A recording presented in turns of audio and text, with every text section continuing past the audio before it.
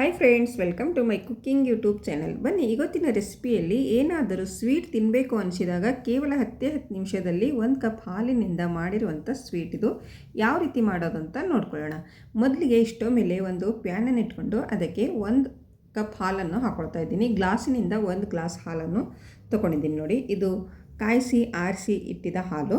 ಅದಕ್ಕೆ ಒಂದು ಸ್ವಲ್ಪ ಏಲಕ್ಕಿ ಪೌಡ್ರನ್ನು ಹಾಕ್ಕೊಳ್ತಾ ಇದ್ದೀನಿ. ನೋಡಿ, ಇವಾಗ ಇದು ಒಂದು ಕುದಿ ಬರುವವರೆಗೂ ನಾವು ಇದನ್ನು ಕುದಿಸ್ಕೊಳ್ಬೇಕು. ನೋಡಿ ಫ್ರೆಂಡ್ಸ್, ಈ ರೀತಿ ಒಂದು ಸ್ವಲ್ಪ ನಾವು ಇದನ್ನು ಕುದಿ ಬರುವವರೆಗೆ ಕುದಿಸ್ಕೊಳ್ಬೇಕಾಗುತ್ತೆ. 1 ಅಥವಾ 2 ಕುದಿ ಬರಬೇಕು. ಆಮೇಲೆ ನಾನು ಇದಕ್ಕೆ ರುಚಿಗೆ ತಕ್ಕಷ್ಟು ಇಲ್ಲಿ ನಾನು ಅರ್ಧ ಕಪ್ಪಷ್ಟು ಸಕ್ಕರೆಯನ್ನು ಹಾಕ್ಕೊಳ್ತಾ ಇದ್ದೀನಿ. ನೀವು ಸಿಹಿ ನೋಡಿಕೊಂಡು ನೀವು ಸಕ್ಕರೆ ಹಾಕ್ಕೊಳ್ಬೋದು. ಸಿಹಿ ಜಾಸ್ತಿ ತಿನ್ನಬೇಕು ಅನಿಸಿದ್ರೆ ಇನ್ನೂ ಒಂದು ಸ್ವಲ್ಪ ಹೆಚ್ಚಿಗೆ ಆ್ಯಡ್ ಮಾಡ್ಕೊಳ್ಳಿ, ಕಮ್ಮಿ ಅಂದರೆ ಒಂದು ಸ್ವಲ್ಪ ಕಡಿಮೆ ಮಾಡ್ಕೊಳ್ಳಿ. ನೋಡಿ, ಇವಾಗ ಇದು ಚೆನ್ನಾಗಿ ನಾವು ಹಾಲು ಕುದಿ ಬರೋದಕ್ಕೆ ಬಿಡೋಣ. ನೋಡಿ, ಇವಾಗ ಹಾಲು ಕುದಿ ಬರ್ತಾ ಇದೆ.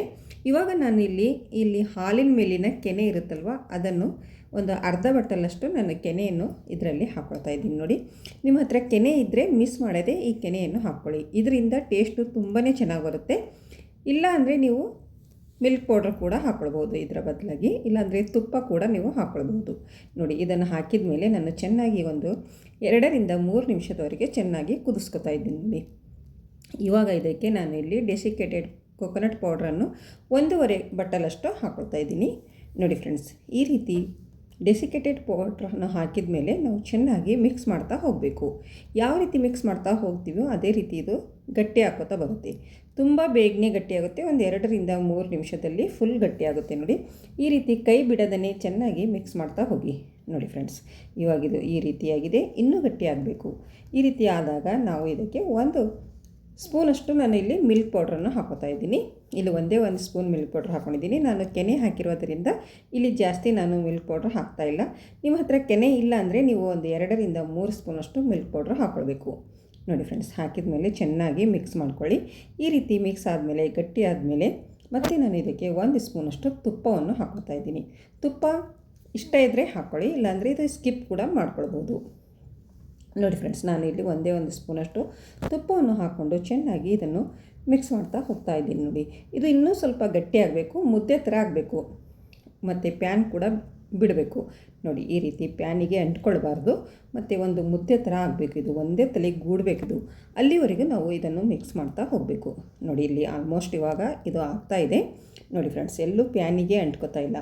ಇವಾಗಿದು ರೆಡಿಯಾಗಿದೆ. ನೋಡಿ, ಮುದ್ದೆ ಥರ ಆಗಿದೆ. ನೋಡಿ, ಈ ರೀತಿ ಆದಮೇಲೆ ನಾವು ಇವಾಗ ಸ್ಟವ್ನ ಆಫ್ ಮಾಡಿಕೊಂಡು ಇಲ್ಲಿ ಒಂದು ಕೇಕ್ ಟಿನ್ ಇರುತ್ತಲ್ವ, ಅದಕ್ಕೆ ಒಂದು ಬಟರ್ ಪೇಪರನ್ನು ಹಾಕ್ಕೊಂಡು ಈ ರೀತಿ ತುಪ್ಪ ಅಥವಾ ಎಣ್ಣೆ ಯಾವುದಾದ್ರೂ ಒಂದು ಅಪ್ಲೈ ಮಾಡಿಕೊಂಡು ಇಟ್ಕೊಳ್ಬೇಕು. ಇದಕ್ಕೆ ನಾವು ಇಲ್ಲಿ ಮಾಡಿಟ್ಟಿಕೊಂಡಿರುವ ಮಿಶ್ರಣವನ್ನು ಇದರಲ್ಲಿ ಹಾಕ್ಕೊಳ್ಳೋಣ. ನೋಡಿ ಫ್ರೆಂಡ್ಸ್, ಈ ರೀತಿ ಹಾಕ್ಕೊಂಡು ನಾವು ಸೆಟ್ ಮಾಡ್ಕೊಳ್ಬೇಕು.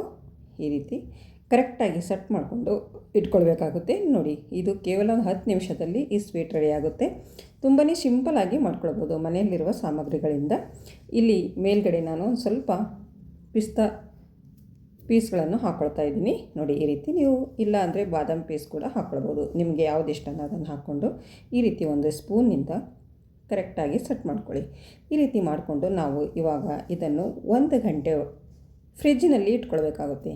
ಫ್ರಿಜ್ಜಿನಲ್ಲಿಟ್ಟರೆ 1 ಗಂಟೆ, ಹೊರಗಡೆ ಇಟ್ಟರೆ ಒಂದು 2 ಗಂಟೆ ಈ ರೀತಿ ಸೆಟ್ ಆಗೋದಕ್ಕೆ ಬಿಡಬೇಕು. ನೋಡಿ, ಇಲ್ಲಿ ನಾನು ಫ್ರಿಜ್ಜಿನಲ್ಲಿ ಇಟ್ಕೊತಾ ಇದ್ದೀನಿ.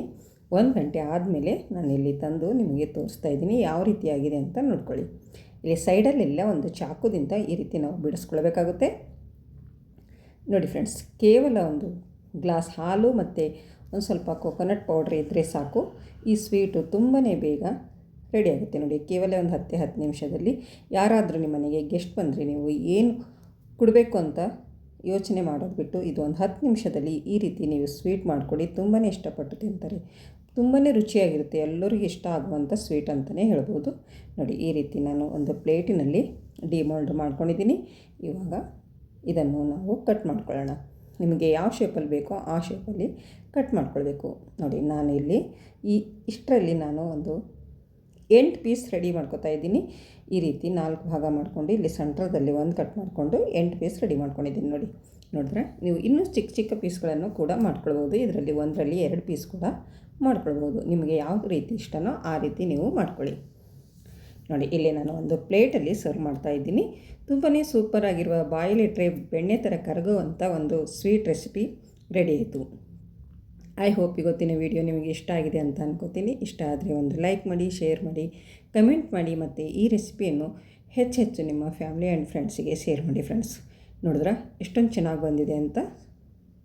ಮತ್ತೆ ಸಿಗೋಣ ಮುಂದಿನ ವಿಡಿಯೋದಲ್ಲಿ ಹೊಸ ರೆಸಿಪಿಯೊಂದಿಗೆ, ಈಸಿ ರೆಸಿಪಿಯೊಂದಿಗೆ. ಓಕೆ, ಬಾಯ್ ಬಾಯ್.